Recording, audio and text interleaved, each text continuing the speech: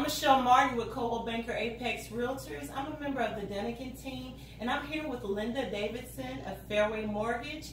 I am here because, Linda, I get a lot of questions from new buyers, and what they want to know is, I'm sure you already know, is tell me about the first-time home buyer program. So one of the misconceptions with buying a home is so many people think they need 20% down to get into a home.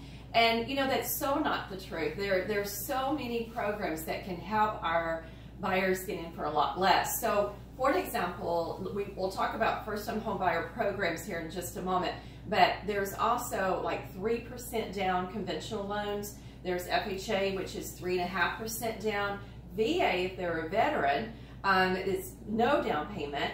And then USDA is no down payment. USDA is kind of a rural, it's income in rural or area specific.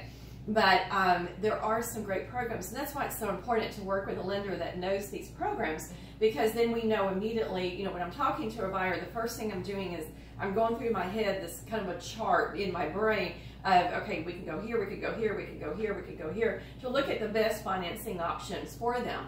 But in addition to those down payments, and it's always important to remember that in addition to down payments, there are closing costs and there are prepaids. So closing costs are the 10+ companies that are involved in the transaction, and then prepaids are what you pay up front, such as 1 year of insurance plus 3 months of reserve for taxes and insurance. So that's important that there's 3 things that make up their out-of-pocket if they have a down payment, depending on the program, closing costs, and prepaids. So there are programs that can assist our buyers in those costs.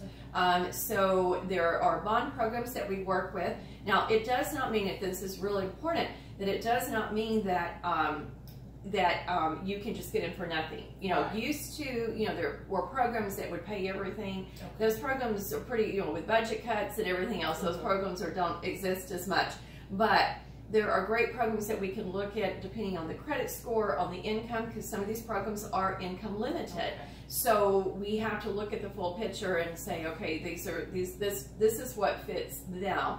But the misconception that you've got to have 20% down is, you know, it's not there. Other ways to get money that our clients get their funds is, you know, they can get a gift from a blood relative. FHA will actually allow you to get a gift from someone who is a documented interest in their life, you know, and then they can get money from their 401k. We have a lot of clients that pull from their 401k. They can sell items if they do that. Let's talk before, so we make sure that there's proper documentation. But we had a client not too long ago that sold his scuba diving equipment because he had, you know, hadn't used it in a long time, and you know, he had a lot of it. And so we walked them through the steps of how to do that. We've had people sell cars that they're not using, those kind of things. So there's so many other ways that we can look at.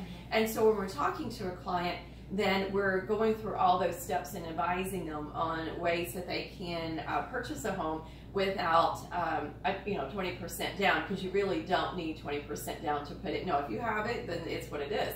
But you don't really need it. Now, again, it's real important that if we do go into these bond programs and these very low, like a 3% conventional program and such, it is credit score driven. So if you have a really, really low credit score, then you're not going to qualify for the program. So, so at that point, if for some reason they don't, then we put them on an action plan, a don't give up, get mortgage ready action plan, which allows them to tell them what to do. Because sometimes you don't know what you don't know.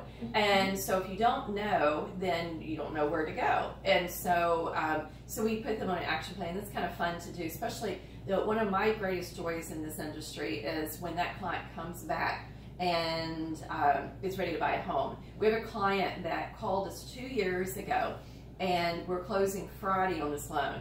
And they called us 2 years ago. He had no credit score, and she had a really, really low credit score. And it was a 2-year plan for them to put their money in it. They're bringing their own funds to closing. Their credit scores are in the 700s. And that brings me so much joy because they actually followed the plan. So that was pretty cool. But there are programs. Let's definitely talk about it and see what's going to be best for each individual person. Okay, so what I hear you saying is there's no definite first-time homebuyer program per se by name, but there are very a lot of opportunities yes. that first-time homebuyers have. Yes, and it's good to get with a lender. Absolutely, a lender that understands these programs. So there are bond programs that will help in assisting in that cost. You know, right now we are also seeing a little bit of seller contribution.